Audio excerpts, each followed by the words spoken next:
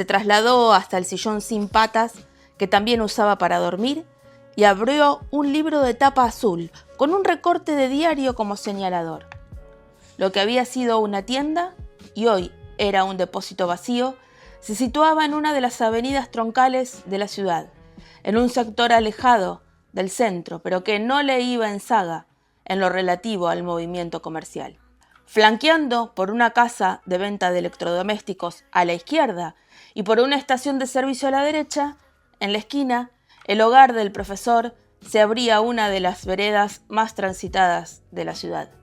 Pese a eso, en los 3 meses que llevaba allí, no había visto a nadie que hubiese formado parte de alguna manera de su vida anterior.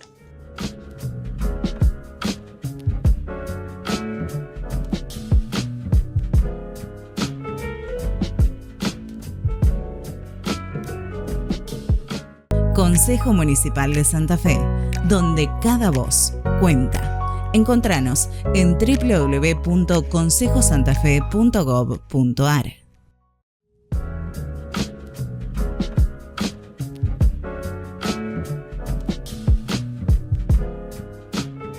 ¿Qué tal? ¿Cómo andan? Hoy estoy con una persona que se va a presentar primero, porque yo no quiero que hable ella.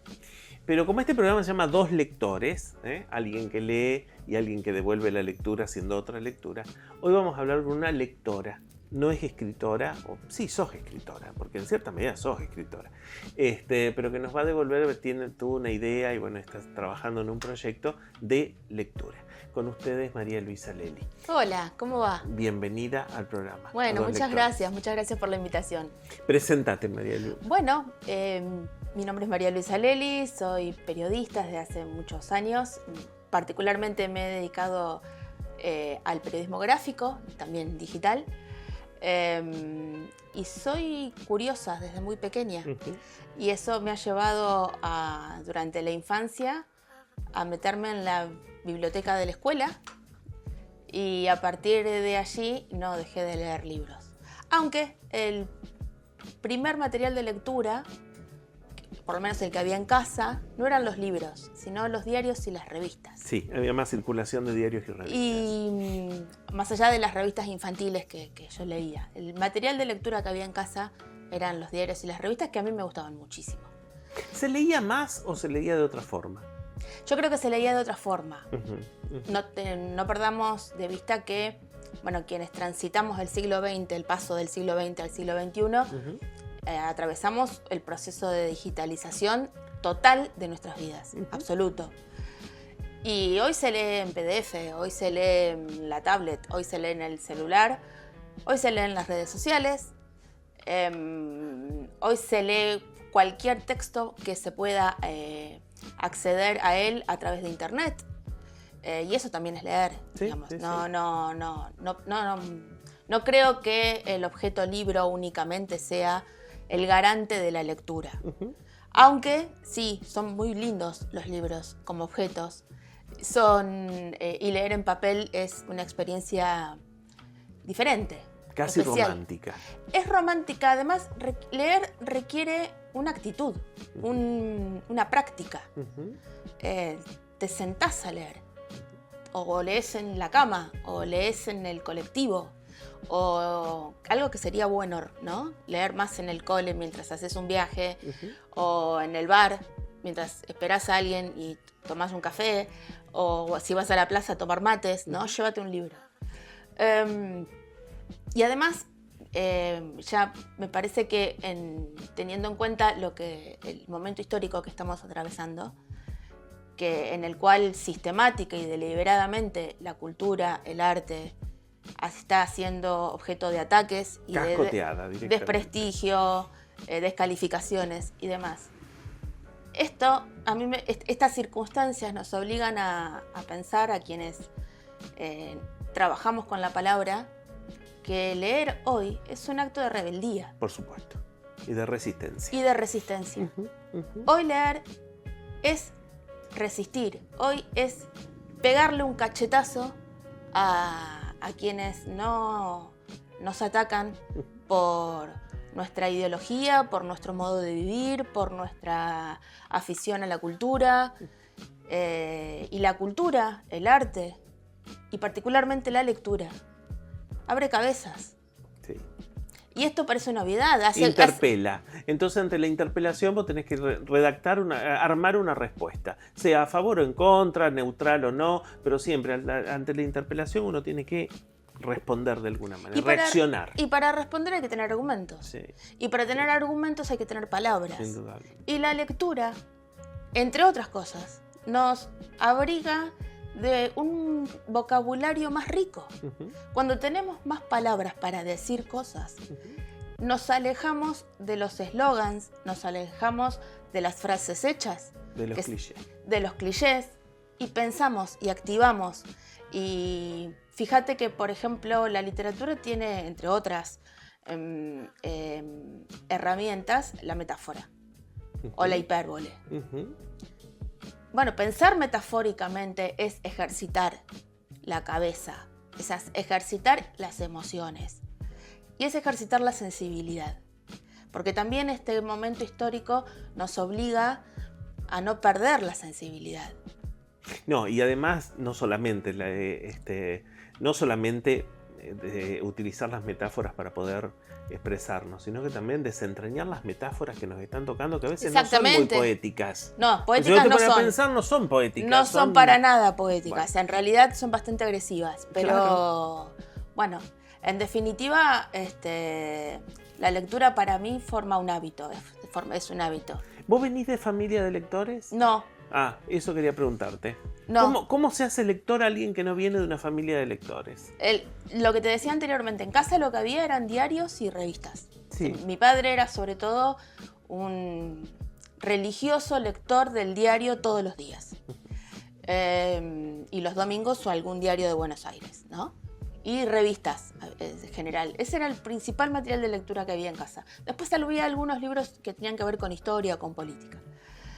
Yo me hice lectora, como te decía anteriormente, en mi infancia, en mi adolescencia mucho más, con las primeras interpelaciones. Justamente mi adolescencia transcurrió en la década del 90, por lo tanto Eduardo Galeano, Mario Benedetti formaban parte de las lecturas obligadas de esa época.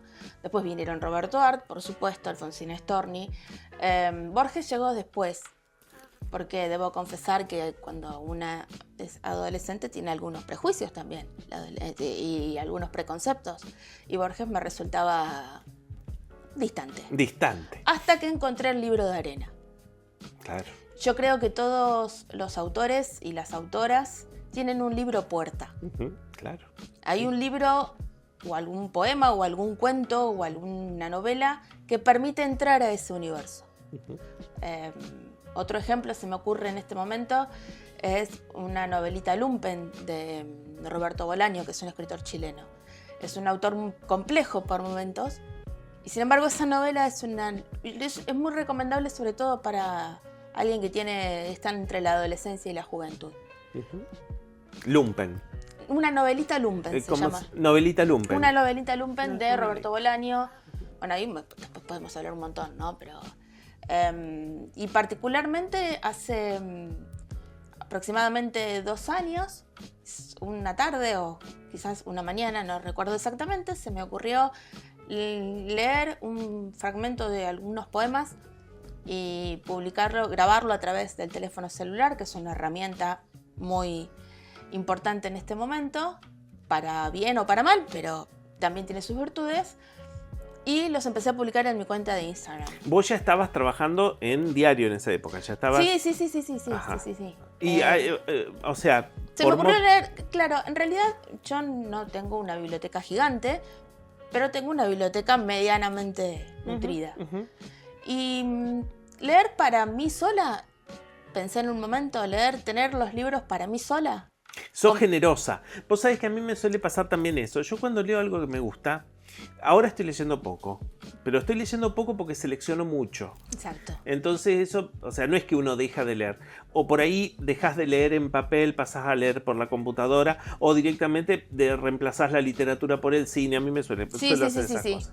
Pero a mí cuando me gusta algo, no me lo guardo para mí. Es como una cosa como, viste, decir, Es necesario- estar enamorado amigos, como decía Bernardo. Hay que compartir la lectura. Y yo empiezo a marcar disco a mis amigos, lee esto. Exacto. Lee esto. ¿Y dónde lo encontraste? Ah, no sé, búscalo, bájalo, pero léelo porque es bueno. Exacto. Me pasó con la última novela que me partió la cabeza a los que quieran leer algo que les encante, El nervio óptico. El nervio óptico, de María Gainza. Ah. Qué trabajo bien logrado, qué cosa bien escrita. Bueno, esta es otra de las cuestiones importantes de la literatura. No solo qué dice, no solo la historia que te cuenta, no solo la aventura que tiene el personaje o el protagonista. La literatura, para mí, por eso el canal retomó el relato. Estos videos que empecé a grabar para mi cuenta de Instagram, luego los trasladé a un canal de YouTube que se llama Lecturas para habitar otros mundos. ¿Y por qué para habitar otros mundos? Porque justamente la literatura nos permite, en ese viaje de la lectura, vivir la vida de otras personas. Claro. Y habitar otra época, habitar otro tiempo. Y sobre todo, a mí por lo menos me gustan mucho las historias que enfocan la vida de un personaje en su cotidianeidad, y a través de esa cotidianeidad es posible leer el clima de una época. Claro. Por ejemplo, muchas novelas o muchos relatos que tienen que ver con la última dictadura militar acá en Argentina, por ejemplo las novelas de Laura Alcoba o las novelas de Almudena Grandes, que generalmente están enfocadas en la Guerra Civil Española, que tiene toda una saga de los episodios de una guerra interminable, los personajes son cotidianos. Muy cotidiano. Son muy cotidianos. Y en esa cotidianeidad hay una resistencia a un orden, a un régimen violento, a un momento histórico de mucho miedo. De miedo metido en el cuerpo. Y eso me parece muy alucinante. Por ejemplo, Leonardo Padura, que es un autor cubano, que es brillante, nos permite entender una Cuba de la que no sabemos mucho. Claro, porque él centra sus historias en los que quedaron en Cuba. Los que se quedaron en Cuba, los que viven en la periferia, Claro. en la orilla. Sus personajes son de orilla también, ¿no? Sí. Entonces, Bueno, y Almudena Grandes es todo el tema de eso de la cotidianía, que también la cotidianía de que vivían, lo cotidiano era terrorífico. Porque era miedo, era la esposa de Frankenstein. La madre de Frankenstein. Frankenstein. Bueno, la madre de Frankenstein, Es que terrible. es terrible. Generalmente esa saga de novelas de Almudena están basadas en un hecho de la realidad que ella toma y luego le acopla ficción, y a partir de ahí se desarrolla toda una historia. Uno de sus personajes es gay. Es un médico psiquiatra gay. Y se reencuentra con otro psiquiatra que aparece después del exilio, después de muchos años de vivir afuera, vuelve a España. Y entre los dos, el que regresa no entiende qué pasó en este país. Y el otro le dice, bueno, acá no es que todo es pecado, esto es un milagro, digamos. O sea, vivir acá es vivir en pecado. Sí. ¿No? Por eso la literatura está buena. En esa novela está muy bien descrito transcurre en un neuropsiquiátrico. Sí. Que se roba, porque la historia es neuropsiquiátrico. Sí. Y está muy En curioso. Cienpozuelos. Claro, en Cienpozuelos. Y es muy interesante el paralelismo que establece ella con los estamentos sociales de la sociedad española del Exacto. momento, que eran catastróficos, y los estamentos sociales que ocurrían dentro del psiquiátrico, que también eran terribles. O sea, estaban las enfermas que tenían más dinero, eran las que tenían mejor lugar. Y la hipocresía de la época. Y por supuesto, la influencia Bueno, de la iglesia. última novela, que en realidad es una novela póstuma de Almudena, que se llama Todo va a mejorar, se centra en el protagonista, está en el canal de YouTube, por si lo quieren leer. Sí, acá abajo, yo señalo acá porque estamos en el aquí marco. hay un zócalo donde claro, figura lecturas. Exactamente. El canal de María Luisa. Esta novela de Almudena, que es póstuma, porque Almudena murió en 2021, pero en 2020, durante la pandemia, en el confinamiento, ella dejó muchos apuntes que terminan siendo Todo va a mejorar.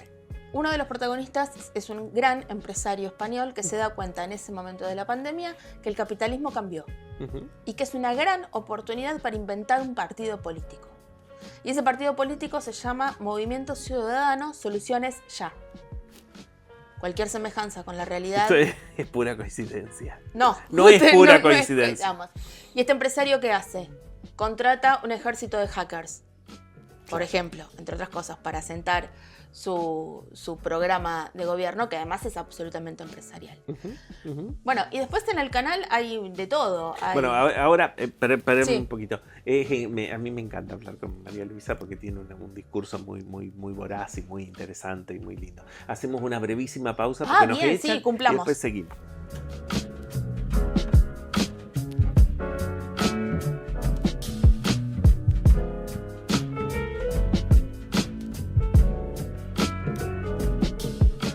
Consejo Municipal de Santa Fe, donde cada voz cuenta. Encontranos en www.consejosantafe.gov.ar.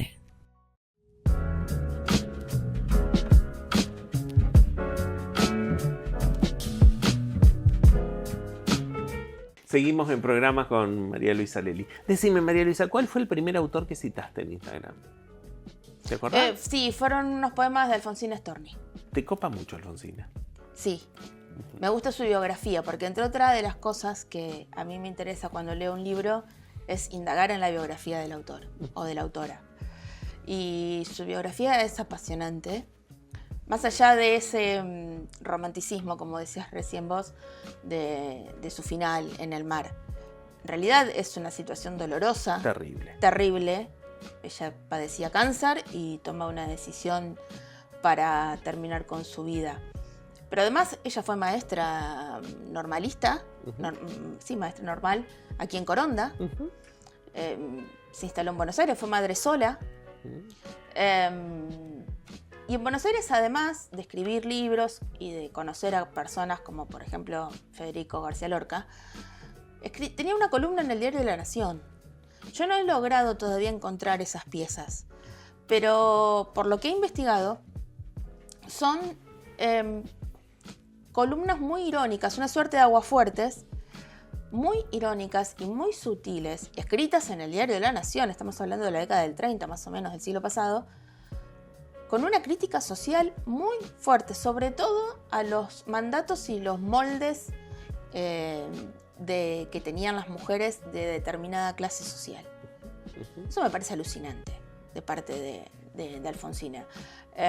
Y además allí hay un diálogo muy fecundo entre la literatura y el periodismo. En su obra. En su obra.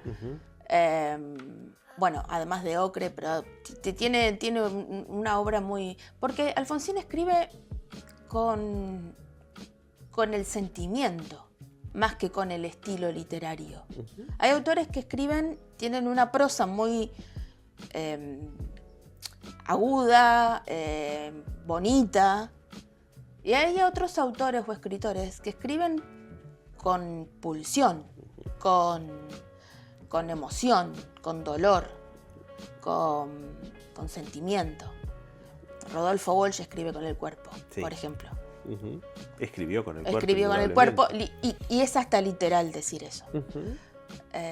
Roberto Art escribía sin tanto conocimiento teórico y mucho menos académico, pero no podemos decir que Roberto Art no es un gran escritor. Lo es. Es un grandioso escritor. A mí sus aguafuertes fueron casi algunas de mis primeras lecturas, pero después El juguete rabioso es alucinante. Es perfecta, para mí la mejor obra de él. El amor brujo también es una buena novela. Sí. Porque escribió teatro. Allí aparece otra cuestión. La literatura se mezcla con todas las artes y con todas las experiencias humanas en algún sentido. El cine tiene literatura. El teatro tiene literatura. La música tiene literatura. Entonces, como no está bueno. Y recién hablaba de García Lorca y ahora estoy recordando que, por ejemplo, además de sus obras de teatro, que son tan viscerales, ¿no? El San Bernarda Alba es bastante... Uno no simpatiza con Bernarda Alba, no empatiza con Bernarda Alba, pero la puede reconocer en muchas personas, en muchas mujeres. O por lo menos en algunas madres que hemos tenido, o en algunas abuelas que hemos tenido. Es la no vida. Sí, no, es terrible. Pero además, Federico dejó una obra de poemarios, sobre todo los romanceros gitanos, que son alucinantes. Son hermosos, sí. Tienen una belleza, de un sentimiento, ¿no? Y también su idea era llegar al pueblo, su idea era hacerlo popular. Cuentan que cuando él recitaba esos poemas bellísimos del romancero gitano, muchos no entendían todas las metáforas y todas las imágenes, pero le llegaba esa musicalidad y esa cosa. Su idea era que la literatura llegara a la gente común. Que en esa época, para la época en que escribía Lorca, leer no era fácil. La mayoría, había una población analfabeta, la cultura estaba cerrada a un sector social muy, muy formado. Y además él se identifica, o por lo menos captura, la cultura y la idiosincrasia de los gitanos, que eran un pueblo muy perseguido históricamente, marginal. Y leer eso hoy también tiene mucha actualidad. Digamos. Otra obra que me parece que la literatura tiene muchos clásicos y yo creo que hay que volver de vez en cuando a los clásicos, ¿no? Hay que ir a rescatarlos. La metamorfosis de Kafka. Gregorio Samsa un día se levantó y se encontró que era un monstruo espantoso. Bueno, ¿qué nos pasa en nuestro país? ¿No nos levantamos un día y no éramos un poco monstruosos? ¿Y sí? George Orwell, 1984, un libro escrito en la primera mitad del siglo XX. Que nunca fue más actual que ahora. Exactamente. Sí, sí. Una sociedad controlada, una sociedad domada, adiestrada. Pero también la literatura tiene amor y tiene... Dentro de la selección que pueden encontrar en el canal hay un fragmento de una novela que a mí me parece preciosa y perfecta, que es Todo cuanto amé, de Siri Hustvedt. Siri Hustvedt es una autora estadounidense, su esposo fue Paul Auster. Es una exquisita escritora, exquisita. Se me vienen a la cabeza muchos nombres, pero bueno, estamos en televisión y el tiempo no nos permite. Pero tenés tiempo todavía porque estamos... ¿Y cómo te va funcionando esto? Vos llegaste a Instagram, después seguiste con YouTube y ahora ¿cómo reacciona la gente? ¿Se copa, se engancha, no le gusta? Se copa, y es alucinante que, por ejemplo, te llegue un mensaje de alguien que está en España y lo lee y deja un mensaje. En realidad en YouTube lo que ustedes van a encontrar son videos, son lecturas que la pueden realmente escuchar y dejar sin ver. Pero, por ejemplo, hay muchos comentarios acerca de La hija menor, que es una novela, de Mariana Enríquez, que está dedicada a Silvina Ocampo. La biografía de Silvina Ocampo. Es básicamente la biografía de Silvina Ocampo.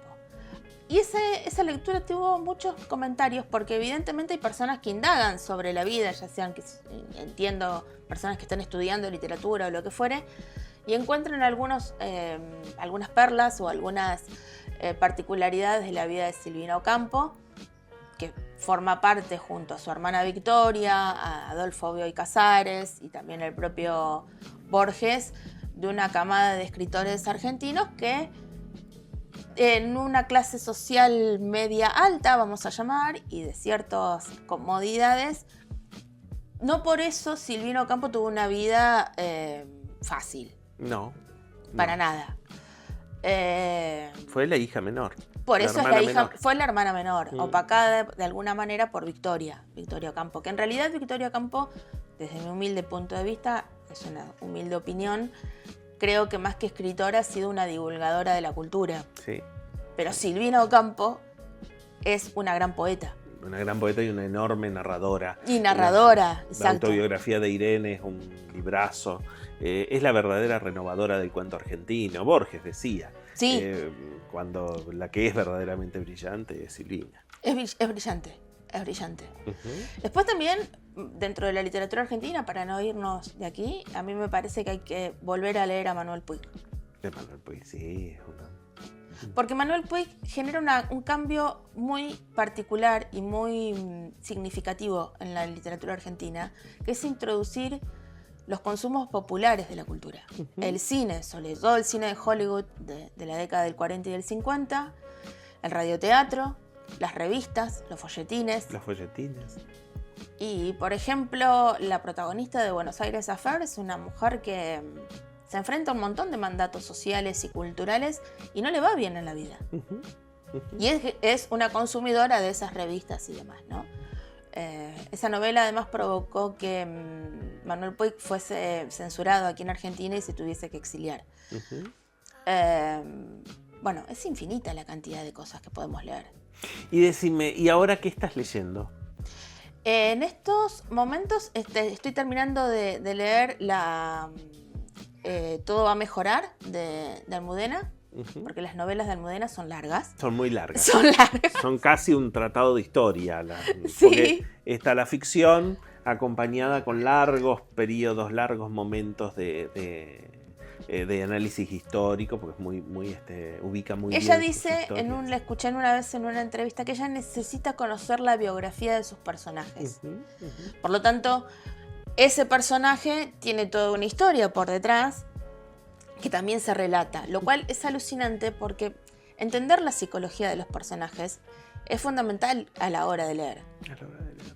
A la hora de leer hay que entenderlo. No significa que uno se identifique o empatice con los personajes. Hay personajes que son detestables. Por supuesto. Pero uno entiende cómo le funciona la cabeza, o por lo menos, ¿no? Y por más detestable que sea el personaje, siempre tiene alguna cosa que no justifica, pero que ilumina, da un viso como no sé, para entender por qué es así. No, es que además no somos todo blanco o negro. Por supuesto. La miseria humana forma parte de nuestra condición, entonces eso está presente en cualquier buena obra literaria, tiene que estar presente, digamos, ¿no? Me parece. Por eso me parece que Roberto Bolaño, que es un escritor chileno, muy lector de Borges, que se opuso tajantemente a seguir en la trama o en la historia de la referencia a lo que significó la dictadura de Pinochet. Se corrió de ese lugar. Sí. Y se puso a escribir sobre otras cosas. Yo recomiendo leer, porque leer es una experiencia que nos alimenta, que nos nutre. Y a mí me parecería fundamental, por ejemplo, que en todos los barrios haya una biblioteca. Porque los libros son costosos, es verdad. Yo a veces recorro las librerías, a mí me gusta recorrer librerías. Hoy un libro está entre 20.000, 25.000, 30.000, 40.000 pesos. Es mucho dinero para muchas personas.